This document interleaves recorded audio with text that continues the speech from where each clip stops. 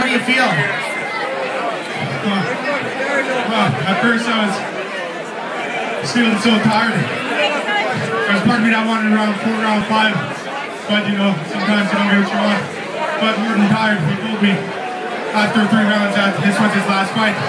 I'm not tired. I'm extremely honored to be able to be his last opponent. Coach missing. Good on that guy, man.